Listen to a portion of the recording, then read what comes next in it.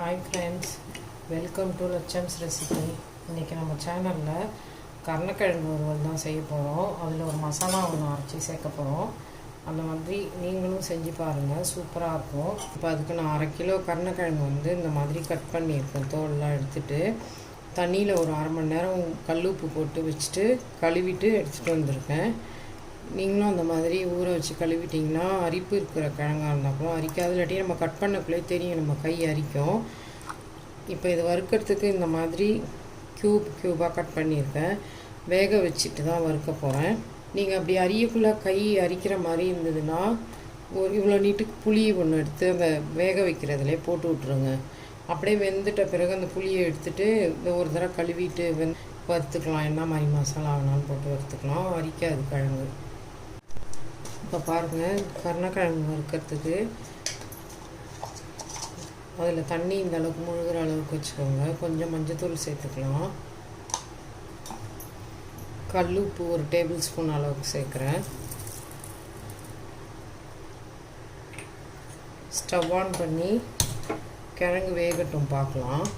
சேர்க்க போகிற மசாலா பார்த்திங்கன்னா ஒரு 10 அளவுக்கு தேங்காய், குட்டி குட்டியாக இருக்குது பாருங்கள், சின்ன வெங்காயம், அதில் ஒரு 7-8 வச்சுருக்கேன். 1 ஸ்பூன் சோம்பு வச்சுருக்கேன். அது மாதிரி ஒரு துண்டு இஞ்சி கட் பண்ணியிருக்கேன். இதெல்லாம் குறப்பாக மிக்சியில் அரைச்சிக்கணும், தண்ணிலாம் சேர்க்காம. இப்போ பாருங்கள், கிழங்கு கொதிச்சிட்ருக்கு.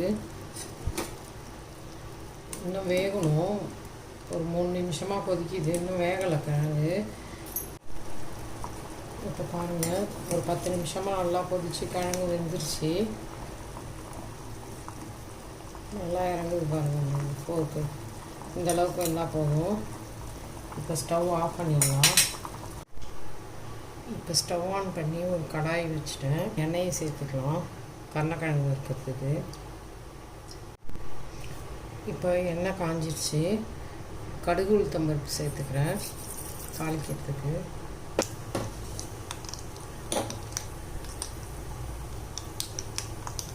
இப்போ கடுகு பொரிய ஆரம்பிச்சிருச்சு. கருவேப்பிலையை சேர்த்துக்கலாம்.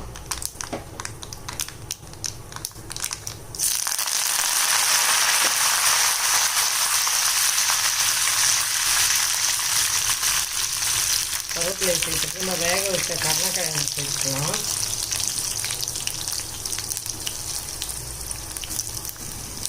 கருணக்கிழங்கு சேர்த்தாச்சு. கருணக்கிழங்கு நம்ம உப்பு போட்டு தான் வேக வைச்சோம்.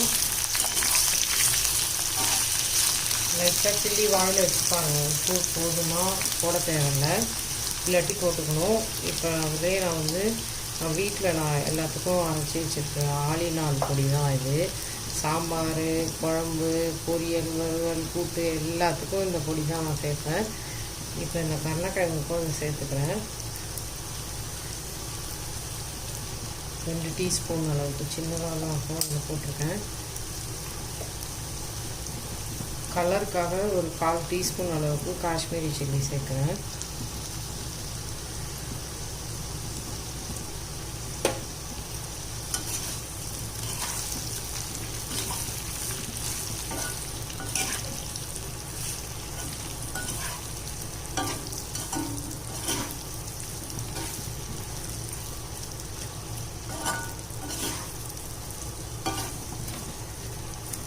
இப்போ உங்கள்கிட்ட காமிச்சல்ல தேங்காய் ஒரு நாளெல்லாம் அப்படி குறப்பாக தண்ணி இல்லாமல் அப்படியே சுற்றி எடுத்துகிட்டு வந்துட்டேன் மிக்ஸி கப்பில்.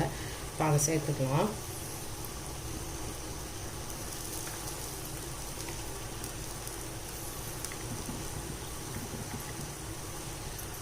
இப்போ அரைச்ச அந்த விழுதை சேர்த்துட்டேன். நல்லா கிளறி கொடுத்துக்கலாம்.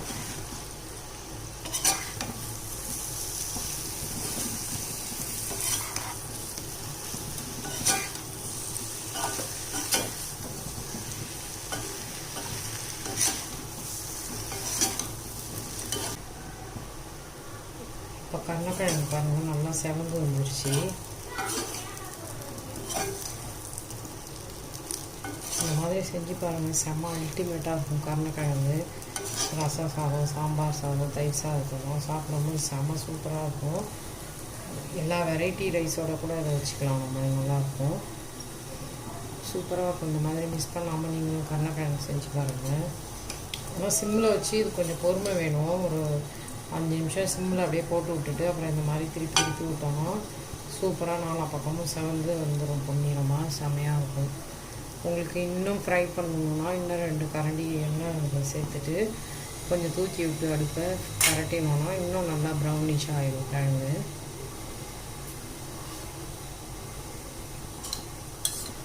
நீங்கள் உப்பு காரம்லாம் உங்களுக்கு தகுந்த மாதிரி சேர்த்துக்கோங்க. நான் வேக வைக்கக்குள்ளே போட்டலாம் அந்த உப்பு தான். அதுவே இப்போ சிம்மில் ஒரு 2 நிமிஷம் போட்டு விட்டுருலாம், அப்படியே ஸ்டவ்வில் இருக்கட்டும். ரெடி ஆகிடுச்சு.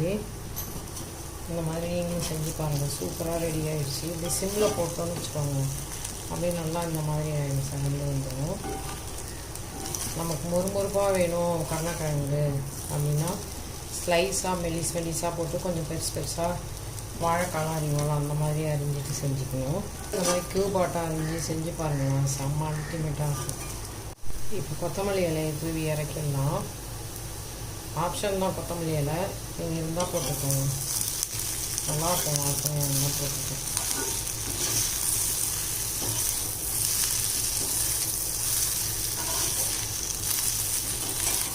வேக வச்சு எடுத்துட்டோன்னா கருணக்கிழங்கு இது ஒரு 10 நிமிஷத்துலேயே செஞ்சிடலாம். லஞ்ச் பாக்ஸ் கூட குழந்தைங்களுக்கு கொடுத்து விடலாம். நம்ம இது கருணக்கிழங்கு வறுவல் சூப்பராக ரெடி ஆகிடுச்சு. இந்த மாதிரி இருக்க வரும்போது ஆஃப் பண்ணி எடுத்துக்கோங்க. தெரியுதா ரொம்ப நிமிஷம் கருணக்கிழங்கு வறுவல் ரெடி ஆகிடுச்சு. நீங்களும் இந்த மாதிரி மசாலா அரைச்சி போட்டு செஞ்சு பாருங்கள், சூப்பராக இருக்கும். மிஸ் பண்ணாமல் செய்யுங்க. ஜெம்ஸ் ரெசிபியை லைக் பண்ணுங்கள், ஷேர் பண்ணுங்கள், சப்ஸ்கிரைப் பண்ணுங்கள். தேங்க்யூ.